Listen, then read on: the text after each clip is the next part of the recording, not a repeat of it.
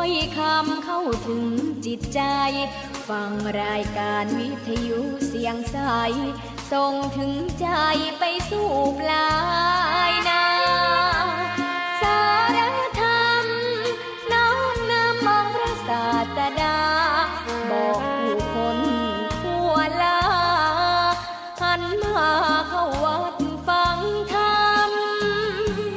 คลื่นเสียงนี้เป็นคลื่นธรรมะจากใจส่งถึงบ้านไกลบ้านไกลฟังได้สุขใจล้ำยามดึกดื่นค่ำคืนมีงานต้องทำเป็นคลื่นสารธรรมเน้นย้ำธรรมะเพื่อนใจเสียงคลื่นธรรมบอกหลักธรรมให้คลายความเหงาฟังเสียงธรรมะเบาเบาบอกเล่าถึงคนบ้านไกลสื่อธรรมะบอกลดละละวางด้วยใจสื่อไปถึงสวงในเข้าใจหลักธรรมหลักดีพลิ้วเพลงธรรมผูกสัมพันธ์จิตใจร่าเริงฟังสาระธรรมะบันเทิงรื่นเริงในชีวิตยามวันว่างเดินทางไปเยี่ยมสถานีนัดพบกันน้องพี่วันนี้วันดีวันเสาร์สวดมนต์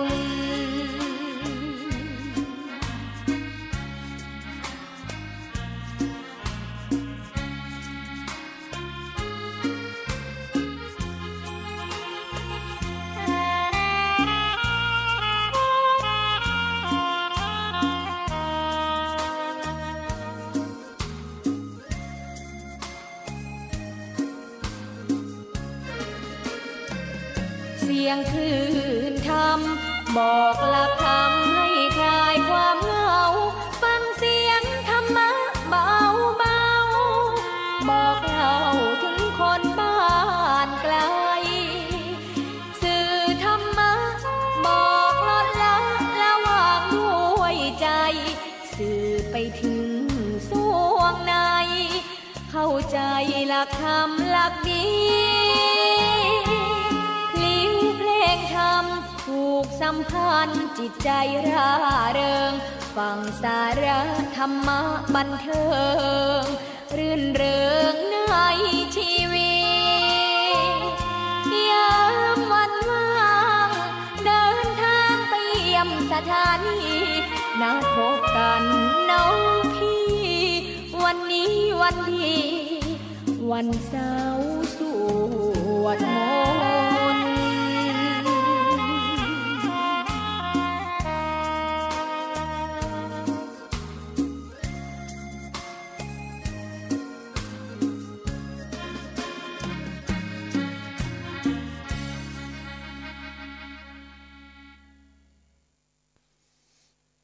ขอความนอบน้อมจงมีแด่พระรัตนตรัยเจ้าสามประการ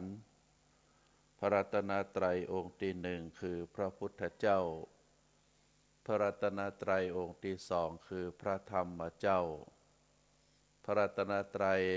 องค์ที่สามคือพระอริยสังฆเจ้าข้าพระพุทธเจ้าขอเคารพนบนอบกราบไหว้แทบไตรไวสาคุณพระรัตนตรัยเจ้าถึงสามประการ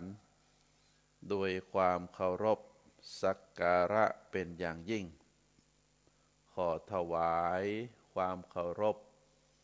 พระมหาเถรานุเถระเจ้าคณะพระสังฆาธิการครูบาอาจารย์ตลอดถึงพระภิกษุหนุ่มสามเณรน้อยจุตนจุองค์ขอเจริญพรศรัทธาญาติโยมนักศีลนักบุญอุบาสกอุบาสิกาทุกท่านนับต่อจากนี้ไปอัตมาภาพพระครูปริยัติกิจจาภิวัตร สำนักวัดพระสิงห์อำเภอเมืองจังหวัดเชียงใหม่ก็จะได้น้อมนำเอาสารธรรมคติธรรมชาดกธรรมในต่างพระพุทธศาสนามามอบเป็นธรรมบรรณาการอาหารใจคือกับท่านสาธุชนนักศีลนักบุญผู้ใฝ่รู้ใฝ่ธรรมทุกท่านที่กำลังฟังรายการทางคลื่นสถานีวิทยุคลื่นพระพุทธศาสนาคลื่นสีขาวแห่งนี้รายการที่อาตมาภาพได้ดำเนินรายการนี้ก็จะใช้เวลาอยู่ประมาณ45นาทีก็เป็นไปตามเงื่อนไขข้อตกลงกับทางสถานีวิทยุภายใต้การกำกับดูแลของท่านผู้อำนวยการตลอดถึงเจ้าหน้าที่ทุกฝ่ายทุกแผนกที่ได้อำนวยความสะดวกคือเสียงธรรมจากครูบาอาจารย์ได้ออกสู่ศรัทธาประชาชนนักศีลนักบุญที่กระจายอยู่ตามทั่วทุกหนละแห่งของจังหวัดเชียงใหม่จังหวัดลำพูนแล้วก็จังหวัดใกล้เคียงเป็นการน้อมนำเอาสาระดีๆได้น้อมนำเอาคติธรรมเรื่องราวต่างๆตลอดถึงได้น้อมนำเอาน้ำเสียงเรียงนามของครูบาอาจารย์พระสงฆ์องค์ข้าเจ้าก็ดีนักปราชญ์ผู้รู้ในเรื่องราวต่างๆก็ดีก็คือท่านสาธุชนได้ฟังกันในทุกวันทุกเวลาแล้วแต่โอกาสแล้วแต่ความชอบใจที่ท่านทั้งหลายจะได้เลือกเอาเหมือนกับเฮาที่รับประทานอาหารเข้าสู่ตังปากในแต่ละวันผู้ที่มีสติปัญญาผู้ที่มีความรู้ความเข้าใจเกี่ยวกับร่างกายของตัวตนก็จะเลือกเอาอาหารที่มีคุณประโยชน์เลือกเอาอาหารที่มันถูกสุขภ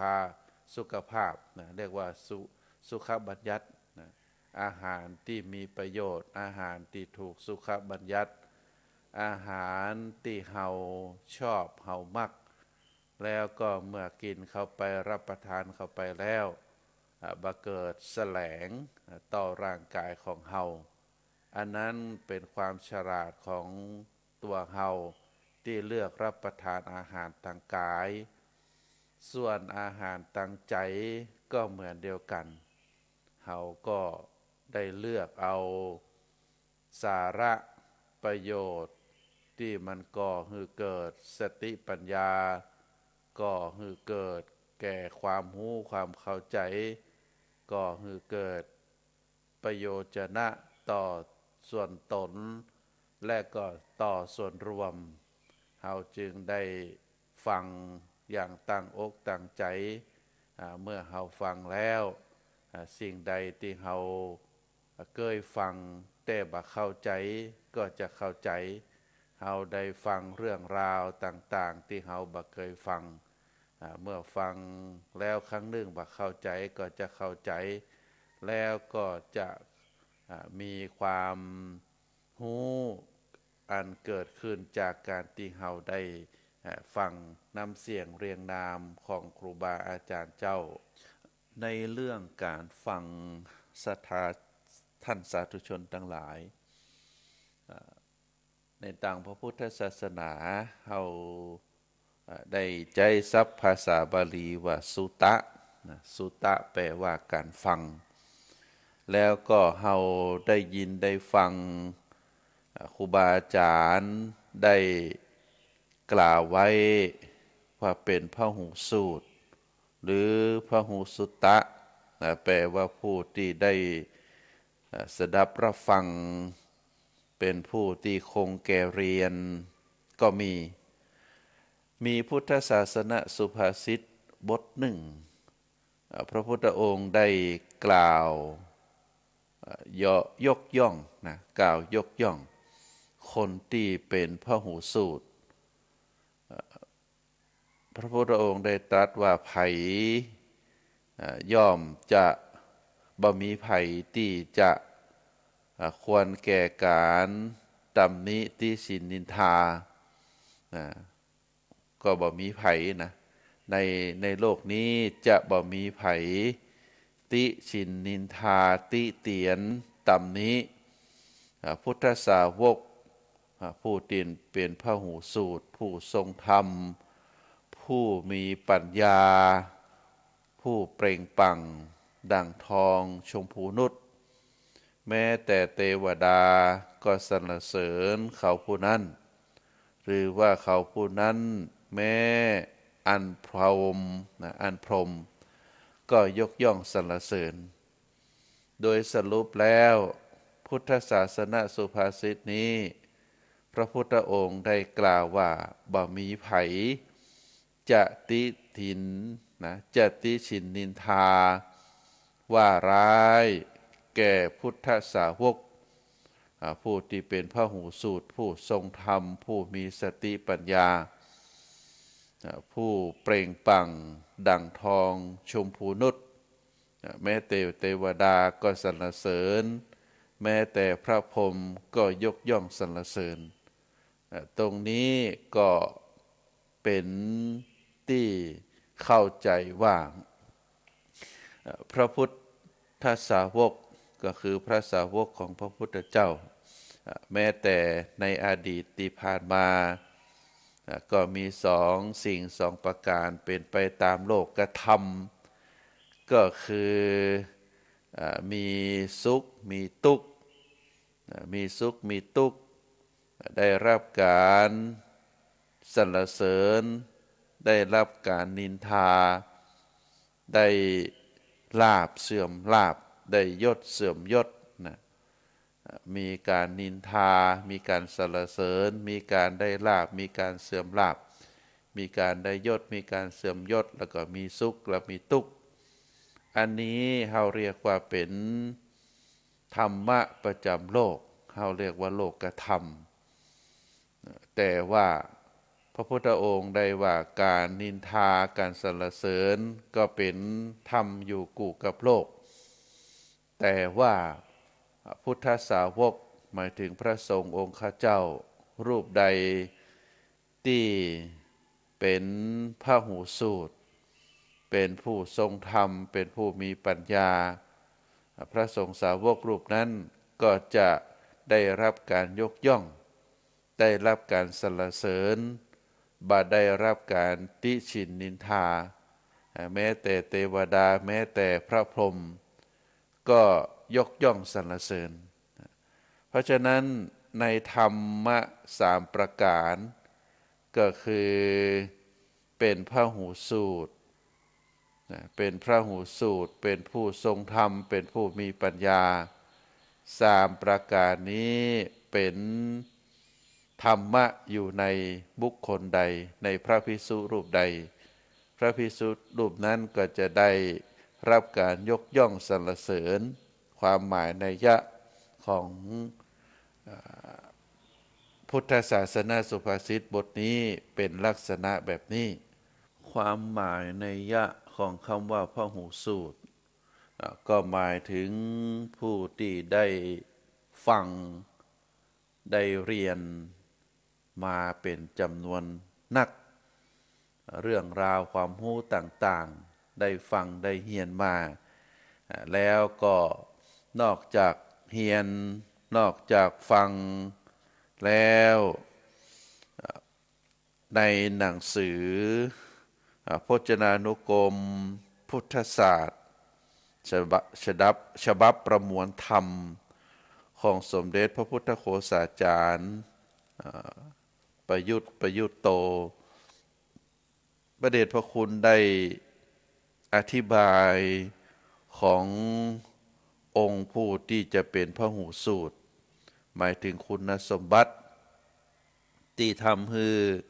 ได้รับการยกย่อง สรรเสริญว่าเป็นพหูสูตรก็คือผู้ที่ได้เรียนรู้มาเป็นจำนวนนักหรือผู้คงแก่เรียนองค์คุณสมบัตินั้นก็จะมีอยู่5ประการประการที่หนึ่งเป็นคนที่ได้ฟังคือได้เล่าเรียนได้สดับรับฟังมาเป็นจำนวนนักเราเรียกว่าพหูสุตตาประการที่สองท่านผู้นั้นนอกจากฟังมาแล้วก็คือจำได้จับลักหรือสาระได้ทรงจำความได้แม่นยำภาษาบาลีใจคำว่าทัตตาประการที่สามวัจสาปริจิตาก็คือคล่องปากท่องบนหรือใจกำอูอยู่สม่ำเสมอจนคล่องแคล่วชัดเจนแล้วก็ประการที่สี่มณสานุเปคิตาก็มีความหมายในย่าว่าเพ่งขึ้นใจก็คือใส่ใจนึกคิดพิจารณาจนเรียกว่าจนเจนใจนึกถึงข้างใดนึกถึงข้างใดก็ปรากฏความชัดเจนอันนี้เป็นคุณสมบัติข้อที่สี่ข้อที่ห้าความหมายก็คือคบได้โดยทฤษฎีหรือแทงตลอดโดยทิฏฐิก็คือมีความเข้าใจลึกซึ้งมองหันประจักษ์ด้วยปัญญาทั้งในแง่ความหมายแล้วก็แง่เหตุผลอันนี้เป็นคุณสมบัติผู้ที่ควรจะได้รับการยกย่องว่าเป็นพหูสูตรคือคนที่เรียนรู้มานักฟังมานักโดยที่มีคุณสมบัติอยู่5ข้อก็คือได้ฟังได้เล่าเรียนสดับรับฟังมานักจับใจความแล้วก็จดจำสาระเรื่องราวในเรื่องนั้นๆได้เป็นอย่างดีแม่นยำนอกจากจดจำได้ดีแล้วก็ได้เอาข้อความเรื่องราวเหล่านั้นมาท่องบนหรือใจอูอยู่สม่ำเสมอจนคล่องแคล่วชัดเจนประการที่สามก็คือเพ่งในเรื่องราวต่างๆนอกจากจะฟังมาแล้วจดจำมาแล้วก็เอามาอูมาจ๋าได้เป็นอย่างดีนอกจากนั้นก็เพ่งเพ่งเนื้อหาเหล่านั้นได้จำแนกได้พิจารณา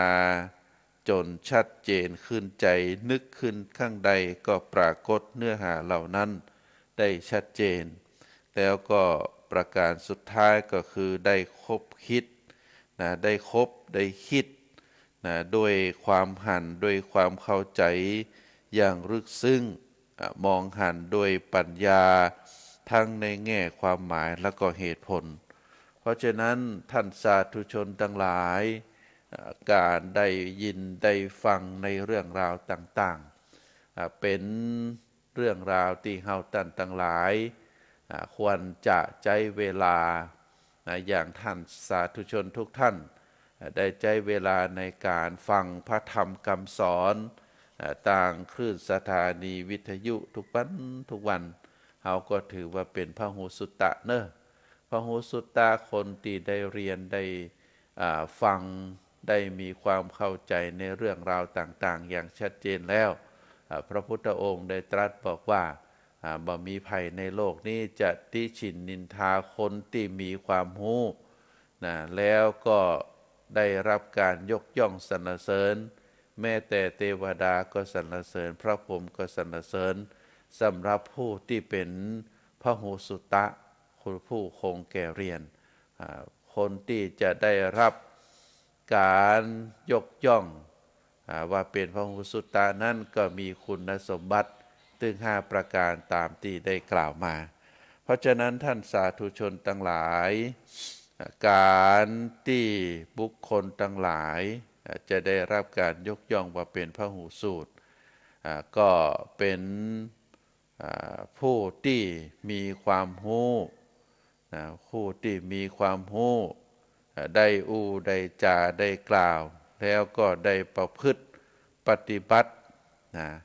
สมกับตนเองที่มีความรู้บางทีมีความรู้อย่างเดียวแต่ว่าการอู้การจาก็การอู้การจาเป็นที่ยกย่องสรรเสริญแต่ว่ามีพฤติกรรมที่บน่าสรรเสริญอันนี้อู้ไปอย่างปฏิบัติไปอย่างอันนี้เปิ้นก็บอกว่าปัจจัย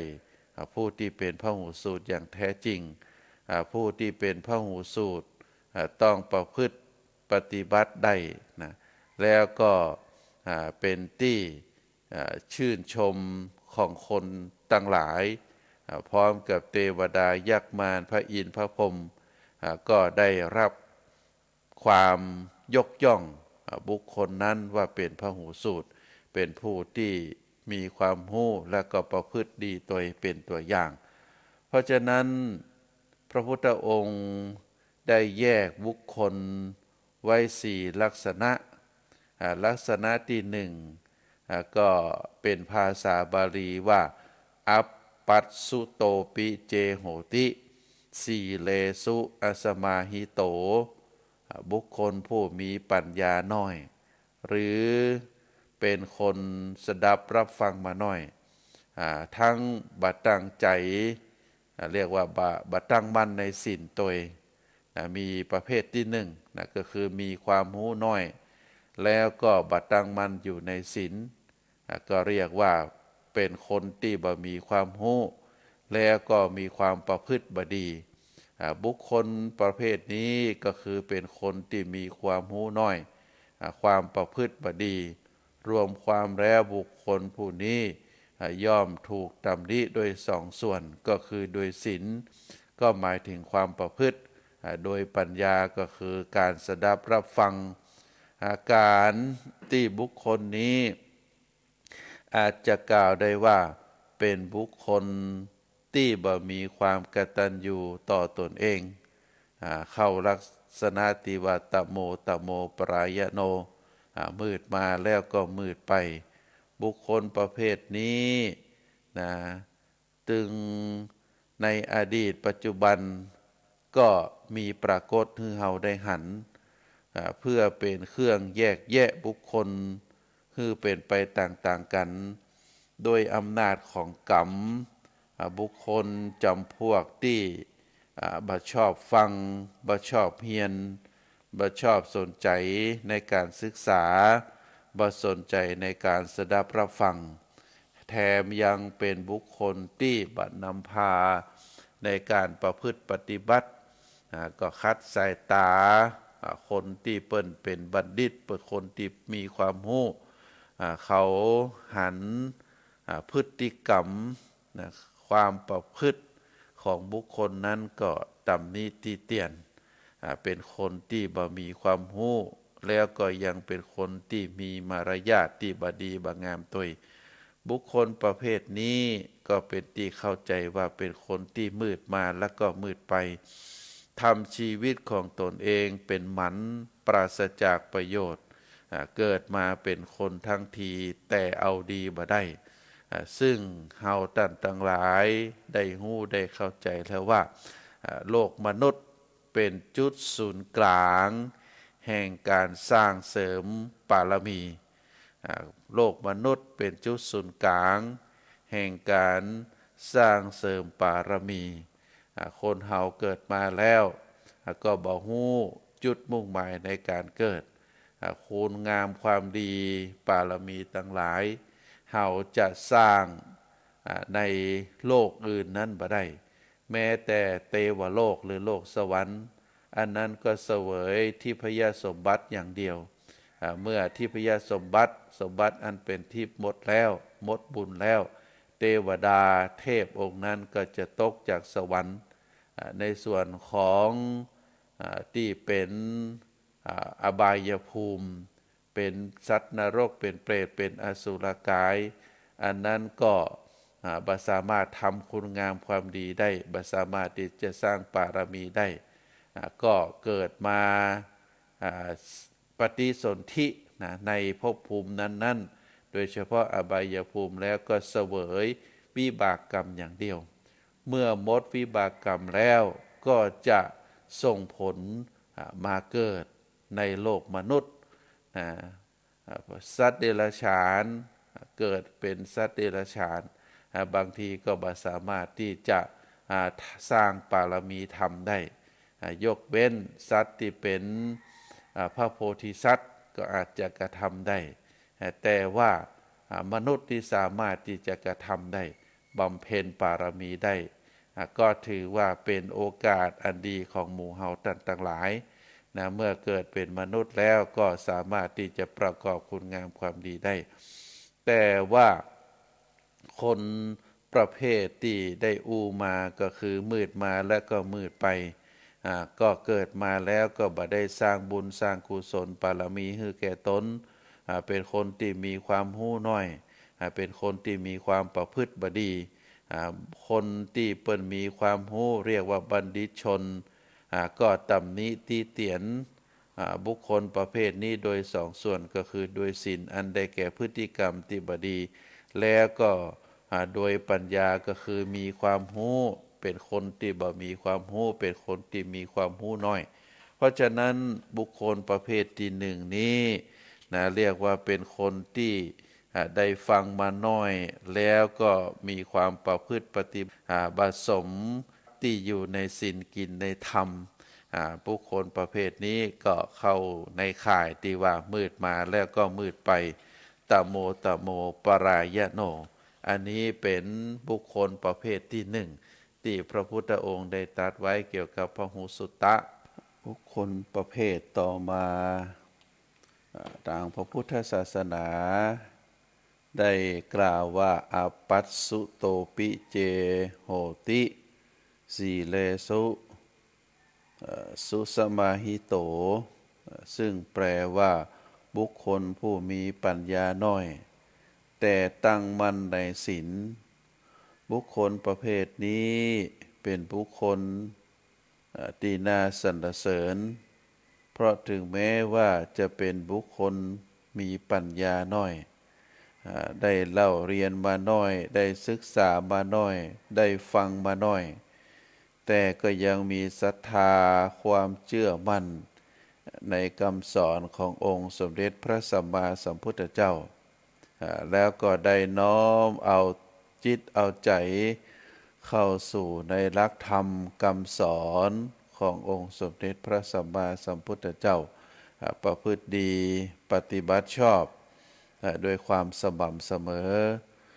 อุปมาก็เหมือนกับ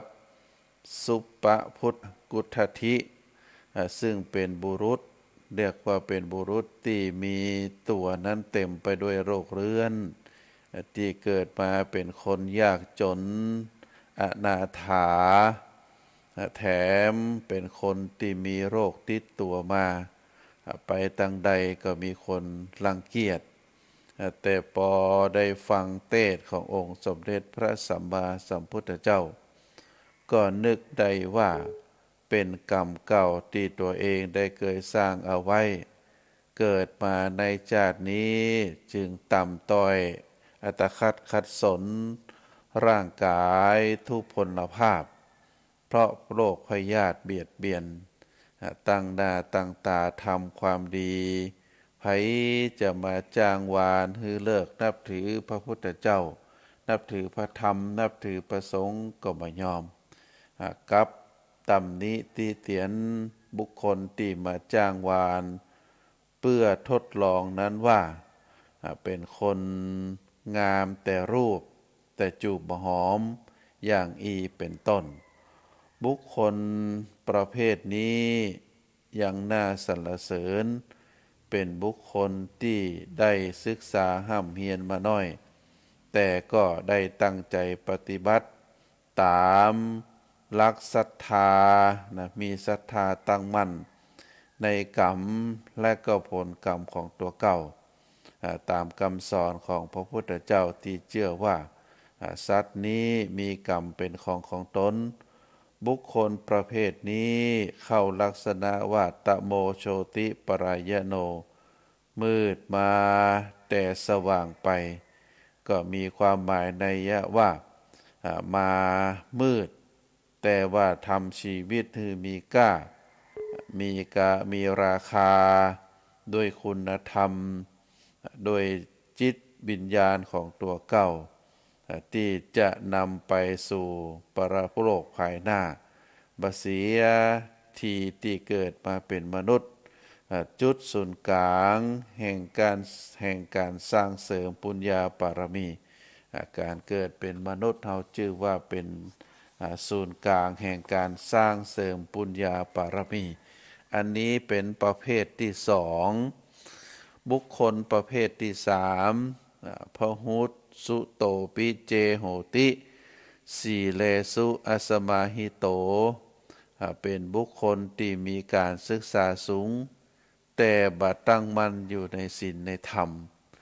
เป็นบุคคลที่ได้รับการศึกษาได้รับการพัฒนาตึงคดีโลกคดีธรรมได้มีการศึกษาห่ำเฮียนมาอย่างสูงแต่เป็นคนประพฤติปฏิบัติที่บดีมางามเข้าลักษณะกรรมโบราณเปิดบอกว่ามีความหู้ท่วมหัวแต่เอาตัวบลอดมีความได้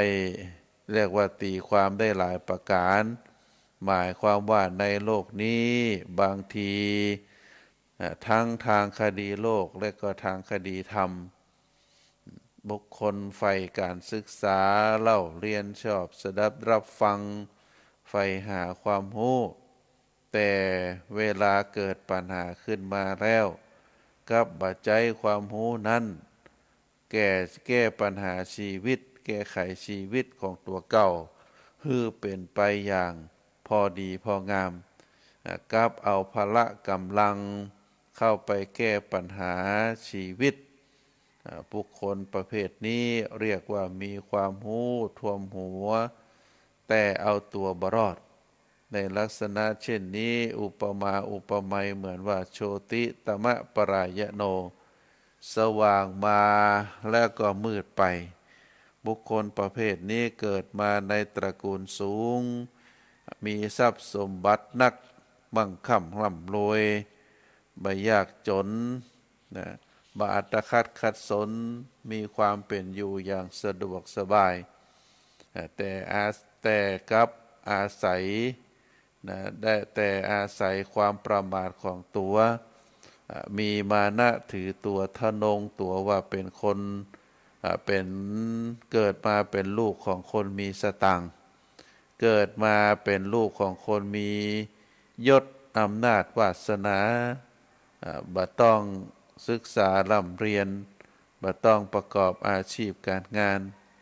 ก็ยังมีชีวิตเป็นไปได้แต่เขาเหล่านั้นกับบ่นึกถึงสัจธรรมข้อที่ว่าสิ่งตั้งหลายตั้งปวงนั้นเป็นอนิจจังคือบ่เที่ยงแท้แน่นอนสามารถเปลี่ยนแปลงไปได้ทุกเวลาทุกโอกาสเขาคนนั้นตกอยู่ในความประมาทชีวิตของพวกเขานี้จึงพลาดโอกาสที่จะสร้างคุณงามความดีเกิดมาทั้งทีก็ยังตกอยู่ในความประมาทคือเป็นคนที่มีการศึกษาดีมีความรู้ดีแต่ความประพฤติปฏิบัติของเขานั้นคัดสายตาหรือตรงกันข้ามกับความรู้ที่ตนมีมาประเภทนี้เราถูกตำหนิโดยส่วนเดียวก็คือถูกตำหนิในข้อที่เป็นมารยาทความประพฤตินะแต่ว่าความรู้ของเขานั้นเพียบพร้อมด้วยทุกประการแต่ก็ยังบ่เลื่อมใสแต่ก็ยังบ่น่าเลื่อมใสเพราะบุคคลประเภทนี้ถึงจะมีความรู้มากน้อยแค่ไหนแต่ว่าความประพฤติก็เป็นไปในลักษณะที่บ่ดีใจบ่ได้อันนี้ก็เป็นประเภทที่สามส่วนประเภทที่สี่ก็เป็นบุคคลท ติได้ชื่อว่าพหุสุโตปิเจโหติสีเลสุสุสมาหิโตซึ่งแปลว่าเป็นคนที่มีการศึกษาสูงแล้วก็ตั้งมั่นในศีลหมายถึงบุคคลที่เกิดมาเป็นคนที่มีความมุ่งมั่นปรารถนาที่จะศึกษาล่ำเรียนสดับรับฟังใฝ่หาความรู้จนกระทั่งมีความรู้เป็นจำนวนนักแล้วก็เอาความรู้ที่ตัวเก่ามีอยู่นั้นมาเป็นมรรคมาเป็นหนทางแห่งการนำจิตวิญญาณของตัวได้สั่งสมกุศลบุญกุศลฮือยิ่งใหญ่ไพศาลเข้าทำนองว่าบาเสียทีที่เกิดมาชีวิตของท่านบ่เป็นหมันชีวิตของท่านนั่นบ่ยากจนข้นแค้นบ่เป็นหมันแล้วเพราะได้ชีวิตที่มีประโยชน์มากมายใฝ่หากุศลและก็เป็นชีวิตที่ประเสริฐเพราะบ่ทำความชั่วทั้งหลายทั้งปวงบ่มีหิริบ่มีความละอายเรียกว่าเพราะบ่ทำความชั่วทั้งหลายทั้งปวงเพราะว่าเป็นคนที่มีหิริความละอายต่อบาปโอตตปปะความเกรงกลัวต่อบาปบ่อยากจะเข้าไปใกล้สิ่งทั้งหลายทั้งปวงเหล่านี้คือความที่เกรงกลัวต่อบาปละอายต่อบาปอุปมาเหมือนกับแม่หญิงที่แต่งตัวด้วยเครื่องประดับที่สวยงามบ่อยากที่จะเข้าใกล้สิ่งโสโครกปฏิกูลทั้งหลายหรือเปรียบเช่นบุรุษผู้กลัวอสรพิษก็บ่อยากเข้าใกล้อสรพิษเพราะฉะนั้นบัณฑิตชนผู้ใฝ่เหียนใฝ่รู้อุปมาเหมือนกับบุคคลอย่างตีว่าโชติปรายโนสว่างมาแล้วก็สว่างไปเกิดมาดีแล้วก็ยังพยายามทำความดีต่อจิตวิญญาณของตัวเป็นเหล่ากอของพระโพธิสัตว์เป็น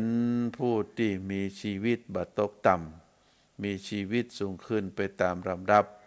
ถ้าหากไปตกอยู่ในประมาทธรรมไปตกอยู่ในความประมาทแล้วชีวิตจะไร้ค่าบ่มีราคาแต่ประการใดถึงจะมีความรู้มากมายแค่ไหนแต่ความประพฤติบ่ดีก็ใจบ่ได้แต่บุคคลประเภทที่สี่นี้ควรแก่การอนุโมทนาและควรที่จะเป็นตัวอย่างเป็นแบบอย่างเป็นอย่างยิ่งคือเพียบพร้อมไปด้วยความรู้และก็ปฏิบัติดีจึงได้รับการสรรเสริญเยินยอทั้งในส่วนของการได้เป็นผู้ที่มีความรู้แล้วก็ได้เป็นคนที่มีความประพฤติดีในส่วนธรรมถึง4ประการนี้ก็คือประการที่หนึ่งพระพุทธองค์ได้กล่าวว่าเป็นคนที่มีปัญญาน้อยก็คือได้ฟังมาน้อยแล้วก็บ่ได้ตั้งมั่นอยู่ในศีลเป็นคนที่มืดมามืดไปประเภทที่สองเป็นคนที่มีปัญญาน้อยได้ศึกษาห้ำเฮียนมาน้อย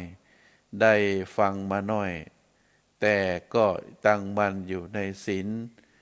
เรียกว่ายึดมั่นในคำสอนขององค์สมเด็จพระสัมมาสัมพุทธเจ้าด้วยความบ่ประมาทเป็นคนประเภทนี้เรียกว่ามืดมาแล้วก็สว่างไปประเภทที่สามเป็นคนที่มีความรู้การศึกษาสูง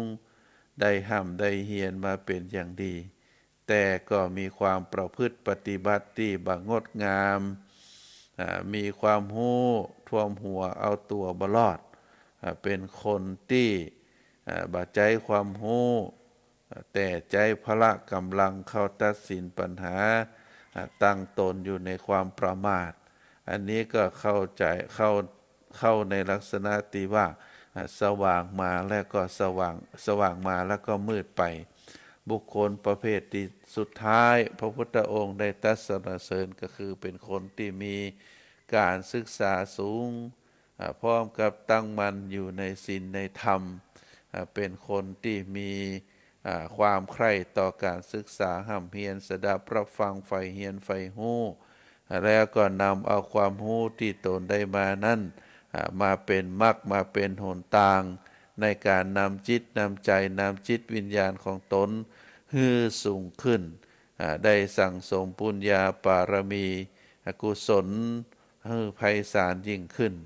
แล้วก็ได้ใฝ่เฮียนใฝ่ฮู้ใฝ่บุญใฝ่กุศลได้ประพฤติปฏิบัติตนด้วยความประเสริฐมีความละอายต่อบาปมีความเกรงกลัวต่อบาปแล้วก็ตั้งอยู่ในศีลกินในธรรมบุคคลประเภทนี้เรียกว่าสว่างมาแล้วก็สว่างไปเป็นบุคคลที่น่ายกย่องสรรเสริญท่านสาธุชนทั้งหลายวันนี้เป็นวันเพ็ญเดือน6ภาคกลางเป็นวันเพ็ญเดือน8ภาคเหนือเฮาบ้านเฮาเรียกว่าเป็นเดือน8ส่วนภาคกลางนั้นเป็นเดือน6เพราะฉะนั้นในวัน6เพ็งของภาคกลางหรือ8เพ็งบ้านเฮาเป็นวันสำคัญในทางพระพุทธศาสนาเป็นวันที่ยิ่งใหญ่เป็นวันสำคัญของโลกวันเพ็ญในกลางเดือนพฤษภาคม ก็ตรงกับวันที่15พอดีเป็นวันวิสาขบูชาวันสำคัญในทางพระพุทธศาสนามีอยู่4วันถ้านับในตั้งแต่ต้นปีมาก็คือวันเพ็ญเดือน3วันเพ็ญเดือน3ตั้งภาคกลางเป็นวันเพ็ญเดือนวันเพ็ญเดือน3นะวันเพ็ญเดือน3ก็คือวันมาฆบูชาเป็นวันแสดงโอวาทปาติโมกข์แสดงหลักธรรมคำสอนหลักในทางพระพุทธศาสนาเราเรียกว่าเป็นวันมาฆบูชาถัดมาเป็นวันเพ็ญเดือน6 ก็เป็นวันประสูติคล้ายวันประสูติตรัสรู้และเสด็จดับขันธปรินิพพานขององค์สมเด็จพระสัมมาสัมพุทธเจ้าแล้วก็วันแรม8ค่ำเดือน6นะก็เป็นวันอัฐมีบูชาเป็นวันคล้ายวันถวายพระเพลิงพระบรมศพขององค์สมเด็จพระสัมมาสัมพุทธเจ้าแล้วก็วันเพ็ญเดือน8นะวันเพ็ญเดือน8ก็เป็นวันคล้ายเราเรียกว่าเป็นวันอาสาฬหบูชาวันอาสาฬหบูชาเป็นวันคล้ายวันที่องค์สมเด็จพระสัมมาสัมพุทธเจ้าได้แสดงพระธรรมเทศนากันแรกเราเรียกว่าเป็นธรรมจักรปวัตนสูตรแล้วก็ถัดจากนั้นต่อจากนั้นวันแฮม1ค่ำก็เป็นวันเข้าพรรษาวันอาราสาฬหบูชากับวันเข้าพรรษานี้จะเกี่ยวเนื่องกันติดต่อกันเพราะฉะนั้นวันสำคัญในทางพระพุทธศาสนาตามที่กล่าวมาก็คือวันมาฆบูชาวันวิสาขบูชาวันอัฐมีบูชาแล้วก็วันอาสาฬหบูชาเป็นวันสำคัญในทางพระพุทธศาสนาวันที่15ก็คือวันนี้นะวันที่15นี้เดือนพฤษภาคมปี2565เป็นวันวิสาขบูชาเป็นวันเพ็ญเดือน6บ้านเฮาเรียกว่า8เพ็งเป็นวันคล้ายวันประสูติก็คือวันเกิดนะวันเกิดของเจ้าชายสิทธัตถะก็จะเกิดนะในเป็นวันเกิดที่พระพุทธองค์ได้ประสูติจาก ท้องพระมารดาคือพระนางสิริมหามายาสถานที่เกิดนั้นก็คือสวนลุมพินีวันส่วนลุมพินีวันนั้นเป็นสวนอุทยานไม้สาระต้นสาระบ้านเฮาเป็นสวนอุทยานที่มีความร่มรื่นเป็นสวนอุทยานที่อยู่ระหว่างกรุงกบิลพัสกับกรุงเทวทหะกรุงกบิลพัสเป็นกรุงของเป็นเมืองของพระเจ้าสุโธทนะส่วนกรุงเทวทหะก็เป็นเมืองของพระนางสิริมหามายาพระธิดาแห่งกรุงเทวทหะได้มาอภิเษกสมรสกับพระเจ้าสุโธทนะกษัตริย์แห่งเมืองกบิลพัสเมื่อเวลาได้ทรงครรภ์ธรรมเนียมของคนอินเดียกล่าวไว้ว่าก็มักจะกลับไปคลอดหรือไปประสูติที่บ้านเดิมของตัวเก่าก็คือเป็นบ้านเดิมของเมืองแม่หญิงเพราะฉะนั้นพระนางสิริมหามายาก็ได้เสด็จจากกรุงกบิลพัสไปยังกรุงเทวทหะแต่เดินทางมาได้กึ่งกลางในส่วนสาธารณะเรียกว่าส่วนลุมพินีก็ประสูติการได้คือประสูติการเจ้าชายสิทธัตถะณใต้ต้นสาระเราจะหันว่าการประสูติของเจ้าชายสิทธัตถะก็ประสูติใต้ต้นไม้ก็เป็นฮือเฮาต่างหลายได้ฮู้ได้เข้าใจว่าในการประสูตินั้นก็ตรงกับวันเพ็ญเดือน6ก็คือวิสาขฤกษ์วันเพ็ญเดือน6เป็นวิสาขฤกษ์เพราะฉะนั้นเป็นวันคล้ายวันประสูติอันที่สองก็คือตรัสรู้หลังจากที่องค์สมเด็จเจ้าชายสิทธัตถะหลังจากที่เจ้าชายสิทธัตถะได้ประสูติแล้วได้เจริญเติบโตได้ศึกษาห้ำเฮียนได้ครองในฐานะที่เป็นฆราวาสวิสัยได้อภิเษกสมรสกับพระนางยโสธราหรือพิมพาแล้วก็ได้บุตรชายหรือโอรสคนหนึ่งนามว่าลาหุนพร้อมกับนั้นก็ได้เสด็จออกผนวดแล้วก็เมื่อผนวดแล้วก็ได้แสวงหาโมฆะธรรมได้ปฏิบัติบำเพ็ญทุกขกิริยาเป็นเวลาถึง6 ปีแต่ก็บัตรัสรู้บ่ได้โมฆะธรรมได้หันมาบำเพ็ญเพียรทางจิต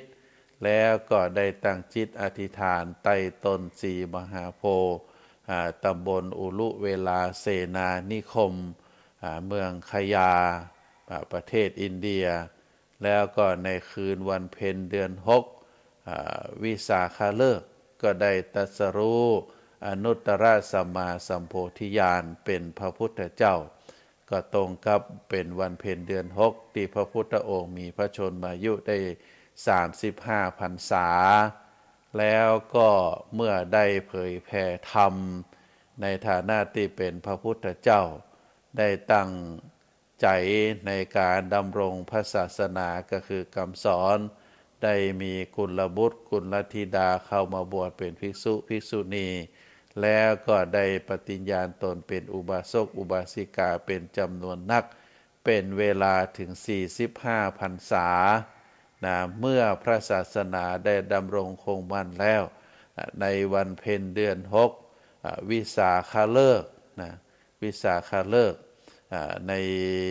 ปีที่พระพุทธองค์มีพระชนมายุได้80 พรรษาก็ได้